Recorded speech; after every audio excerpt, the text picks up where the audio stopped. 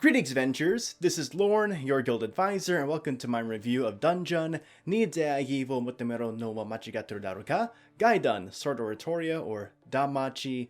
Is it wrong to try to pick up girls in a dungeon? On the side, Sword Oratoria, Volume 11. What a mouthful.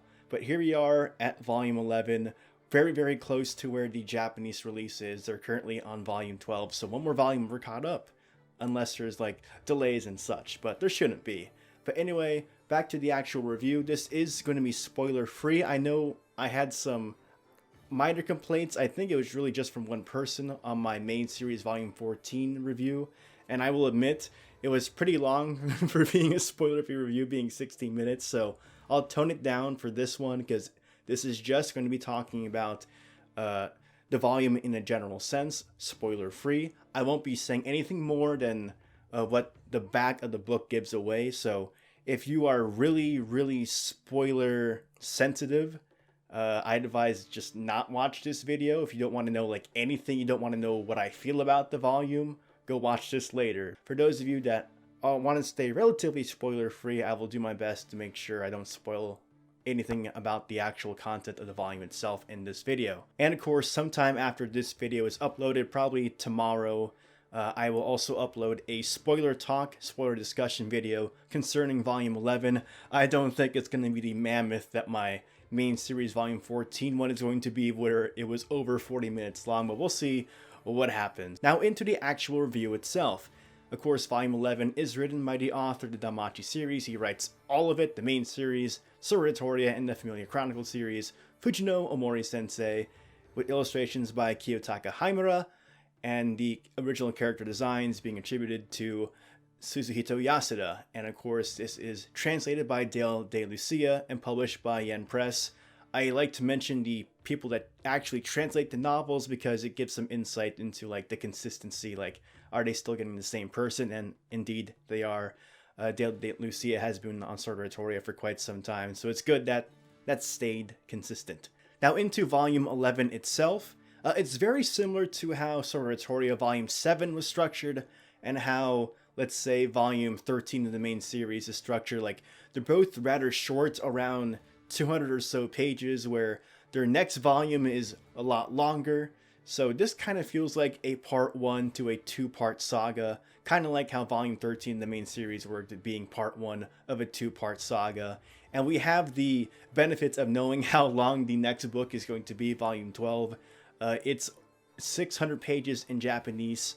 Volume 14 was of the main series was 640 pages in Japanese, and it was about 400 pages in English. So Volume 12 is going to be around that same thing, and that's that frame of mind I had when looking at Volume 11 and getting to the end of it. Because by itself, Volume 11 does feel like one half of a story. It's very short. It also takes quite a bit of time to actually get into the main part of the story, and I normally would not mind that, but because this is 200 pages, about 210, it's kind of weird when you get into the main part of the story halfway into the book.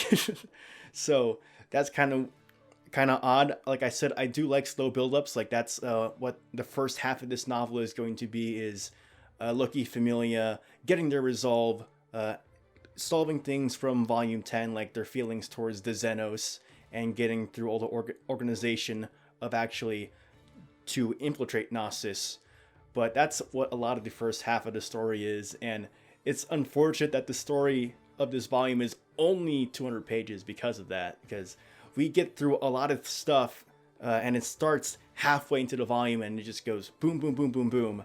Like, we get a lot of character perspectives, and we don't really get too much time to like settle in any of those character perspectives. Like, that's my favorite parts about Volume 6 of Sword Oratoria, Volume 8 of Sword Oratoria, where we really focus onto like one character, like, or characters, like Volume 6 with the Amazon twins, Volume 8 with Bet. But here, very similar to Volume 7, we're going through a bunch of character perspectives and we're going through a lot of things happening all at the same time.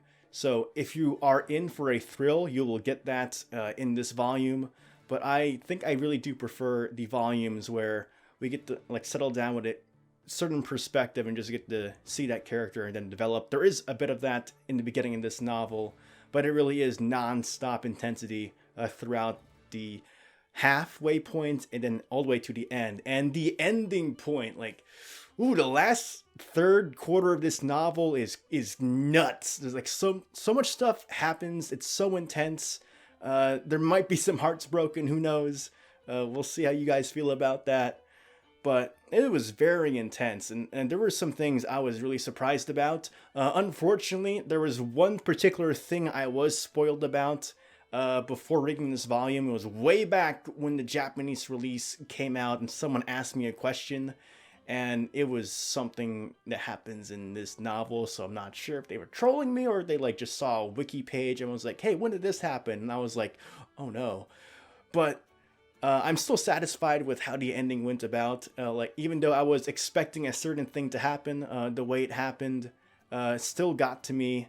And there is like two major things that happened towards the end of the volume. One of them I was pretty surprised about, and of course the other one I was spoiled on. But I was a little bit iffy on how it was handled, but I give it the benefit of the doubt because I knew about it beforehand. So I wish I lived in a timeline where I wasn't spoiled about a certain thing, so I could just look at it without that frame of mind where I knew what was going to happen, because I'll never have that now. So I can only say, like, I was expecting something to happen, it did happen, and I wasn't completely satisfied with the way it was handled. But then again, it might just be because I knew it was going to happen. And before I like get into too much detail on what that is, let me just move on. Now, I did say towards the halfway point of the novel, we really just get a ton of different perspectives throughout different characters. We do get some time to settle on a few characters. I won't say them in specific, but I really appreciate the way Omori sensei, like, he understands like that he has a ton of characters to go over, and he does give some good character time to two specific characters that you don't really see get too much time in Oratoria so far. So that was really cool to see. One character in particular we hasn't had much screen time until now, and they get a really outstanding moment, and it is one of my favorite moments in this novel. Like I said, it's very similar to how Volume 7 worked in Oratoria. But I like this one a lot more because the way with Volume 7 is that the final fight, and even Omori Sensei admits this in the afterword of Volume 7, like the final fight was kind of like a rush through. It wasn't exactly planned, but that's the way it just ended up doing it. And then the way with like how the fights happen towards the end of this one, I was a lot more satisfied with, especially with the characters involved. So look forward to that. I really enjoyed that part, that aspect. And there is some revelations that happen near the end of the novel that make you go, what? And then make you question, like, who can you trust? So that's also very exciting. Like, obviously, like I said, this is part one to a two-part saga. That is obvious because we know how long Volume 12 is. And I did read the, like, little synopsis that Yen Press gave us for it. So yeah, we're definitely heading into something very exciting, Volume 12 of Sword Art Oratoria, probably on a similar magnitude to Volume 14 of the main series. And then, you guys know how much I enjoy Volume 14, not just because of a specific character, but very much because of a specific character.